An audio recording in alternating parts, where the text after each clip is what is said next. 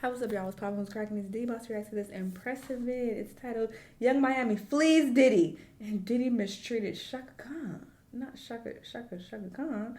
Diddy's BM is shady. Okay. But we're going to see what she has to say. Let's watch. Now, I want to move on and talk a little bit about this. The blogs noticed that Young Miami unfollowed Diddy after that incident between him and Cassie was exposed for the world to see. Diddy has been getting a lot of backlash, especially when he released that ridiculous apology that nobody believed. So Diddy's brand is basically down the drain, and it seems like Young Miami is distancing herself from Diddy now because she unfollowed him and she linked up with her baby daddy, Southside. If you don't know, Southside is a producer. So it seems like she's kind of letting the world know that she is done with Diddy. Now, is she done with Diddy because of the allegations? Probably not. Now, some people would assume that she only unfollowed him to save what's left of her image, because Young Miami has been taking a public beating after being associated with Diddy, and also she's been criticized for taunting one of Diddy's ex-girlfriends. So Young Miami has definitely been under fire. So I think her unfollowing Diddy could be a way of her trying to distance herself, but it's rumored that she unfollowed him because Diddy allegedly got married to his baby mama, Dana Tran. Now, I saw this rumor from Tisa Tells. Shout out to Tisa Tells. She's been on Diddy's neck. But she claims that there's a possibility that they might be married, and I wouldn't be surprised if they were. Listen, I'm only making this face. I know somebody gonna pick up on my facial expressions, okay? I don't have anything against that lady. I don't know that lady. But I'm making that face because when I was, on my Reporter D shit and I was talking about the whole academics situation, so many people were telling me that, oh, no, you must have your information wrong because she said, niggas not thinking for themselves. Like, she was the one who said that the cops were texting academics and pretending to be the girl when that's not the truth at all. And I already talked about this. I addressed this in my follow-up Reporter D video about the whole act situation. But I'm like, nigga, I could read. And this is not what the document says. I read all 32 pages of that legal document. And that is not what was said. So I'm like, the fact that people aren't reading for themselves, they just going based on what a blogger has told them or a YouTuber, boggles my fucking mind. I'm like, I don't know how she interpreted it, but that ain't what the fuck it said. It's not what it said at all. So there's that. That's why I'm making that face. Again, no shade to that lady. I don't know that lady. She keep doing her thing. Good for her, all that. But that particular thing was cap. So people was running to me telling me I'm wrong. Like, no, because she said no. She didn't have her facts together. And that's just that on that. Anyway, I already talked about that. I repeat myself. They would probably, but that's why I made that face. Way to prevent Dana from testifying against Diddy when he goes on trial, because inevitably he's going to go on trial. And that's the thing. However, too. Y'all need to take these things with a grain of rice. Everything that people are saying, even things that I'm fucking saying. I don't know everything, but especially these people who are reporting information to you on a regular basis. Take what they're saying with a grain of fucking salt. These people say whatever for views a lot of the time. Let's be honest. That's what it is. They'll pull shit out of thin air, i.e. Sloan. And no shade to Sloan either, but we gonna call it what the fuck it is. And people just be saying anything sometimes. So using these YouTube channels and these blogs and shit as your source of news, and you taking what they're saying as fact, is very weird, very dangerous, and it's ignorant. Like, don't do that. I don't know if spousal privilege is going to work in her favor for everything that Diddy is accused of, because a lot of the stuff that he's accused of are pretty serious. And it was rumored that Dana was one of Diddy's accomplices. She not only allegedly was hiding some of his secrets, but she allegedly was carrying out some of his dirty deeds as well.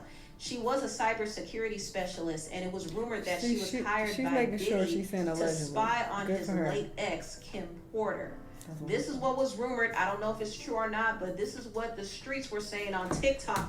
Okay, thank you, Impress, for clarifying, because I'm always, making comments about her as well and cracking jokes and talking about she does this shit a lot as well. But it seems like she's getting better and saying allegedly, rumors, have it on TikTok. They said this. She's being very clear as to note that, hey, I don't know if this is true or not. But you have other people who aren't as straightforward and they present things as if it's facts and when it's actually not. That's why bitches is out here getting sued. Look what happened with fucking Tasha K.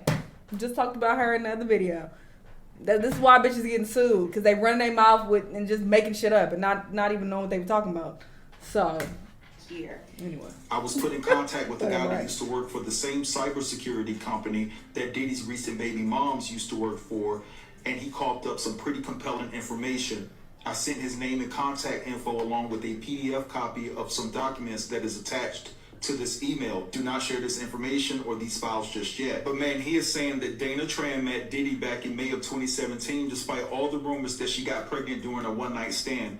Dana did not get pregnant until the beginning of 2022, and she gave birth to their child in October of 2022. In fact, Dana had been responsible for tracking Kim's every move up until Kim passed away. Diddy reached out to the cybersecurity company in question initially for consultation about their services and eventually ended up meeting Dana. I'm told she is responsible for hacking into Kim's mobile devices, laptops, and having Kim followed.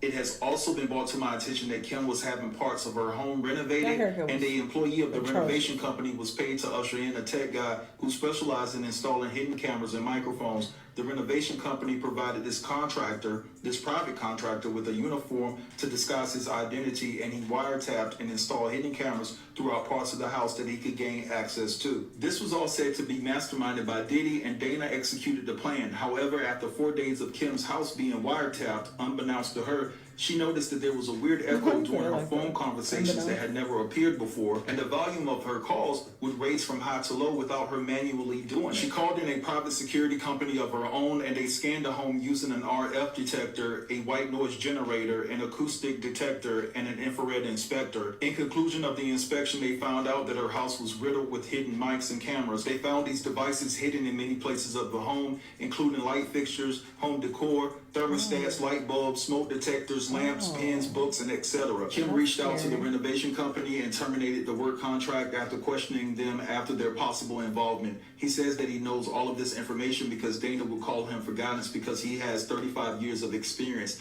and they were really close friends. He also implicated that it was discovered that Kim was romantically involved with the tech guru that worked in Silicon Valley. And after the two of them got together, it was impossible to track Kim's mobile and laptop devices. This infuriated Diddy and made him panic because it became clear that the guy Kim was seeing was protecting her. He also believes that the guy Kim was seeing has information that Kim left him. Also, that it's just a matter of time before the wicked dark truth about more of Diddy's past comes to light. He also says that before Cassie officially filed her lawsuit, she had been in verbal contact with the guy Kim was seeing. So I'm thinking that Cassie knew she had solid backup and overwhelming evidence, not only about her situation, but Kim's as well. And Diddy had no other choice but to settle. Last but not least, he explained that when it was exposed that Diddy had a child with Dana, he made her take down all of her social media, and he believes Diddy made her sign an NDA as well. Dana has cut off all communication with him and her former colleagues and abruptly resigned from her position. She also changed her number and vacated her previous residence, which was unsettling to him because they were close friends first and then they were colleagues. He also says that he feels submerged in guilt because he lended a helping hand in making Kim one of the most vulnerable women on earth with all the guidance he gave to Dana to make Kim's life a living hell. He said that he retired from cybersecurity this past September.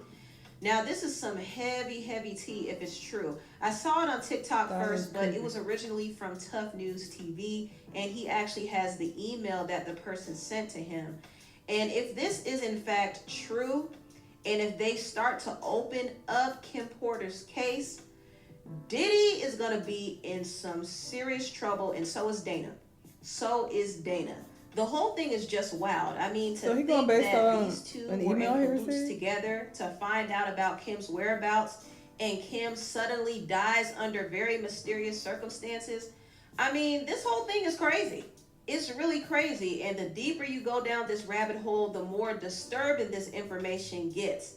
But Diddy is done for. He's going to be arrested. He's going to have to go on trial. And he currently is facing another lawsuit by this model named Crystal McKinney. And she claims she has the evidence of what happened to her. So this is going to be a mess. Diddy is over. He's over. And another despicable thing that... What did I say? Oh, shit. I downloaded this video. Another lawsuit by this model named Crystal McKinney. and she claims she has the evidence of what happened to her. So this is going to be a mess. Diddy is over. He's over. And another despicable thing that Diddy is accused of is he disrespected the legend Chaka Khan. In fact, Chaka Khan's daughter came forth and said this under his apology video. She said, "I'm glad this is happening to you. You got in my mother's face and publicly disrespected her, yelling and screaming like a lunatic. When my little brother tried to get you out of my mother's face, your security jumped my 19-year-old brother. These days may be your dark days, but I'm singing and dancing and watching your demise." Chaka Khan, isn't it great, Mom? Child, listen. Diddy has wronged so many people, and now it's time to reap what he sowed. He had many opportunities to turn from his wicked ways, but he didn't. And now the floodgates of hell are pouring out over him, and he has to pay the repercussions for his actions. Anyway, tell what y'all think about this video. Yikes. Yeah, it's a lot of people coming out and speaking out against him and things that he's done. So it does seem like something big is about to happen. And obviously he can't be charged for, what occurred with Cassie on that particular video because it was so long ago. But I'm sure they'll get him for something else because I'm sure he was doing dirt left and right. If that situation is true about him spying on Kim, that is crazy because maybe it did end up leading to her death, her untimely death. So that's crazy. But I do think it's interesting that this guy made this whole TikTok or whatever the case or video based on that one email. Like, how do we know the legitimacy of the email? Are we just receiving an email and be like, oh shit, that's crazy. Okay, let me talk about it. So that's what I'm talking about. You gotta be careful with the information that you consume. You just never know. But obviously, I don't put it past Diddy. He's a weirdo. Everybody's saying he's a weirdo, so that don't sound too far-fetched to me, to be honest. But just saying, you should consume this tea that you get in all these different places. Consume it responsibly. But y'all let me know what y'all think, though. Let me know what other videos you've been watching. I'll see y'all the next time. Bye.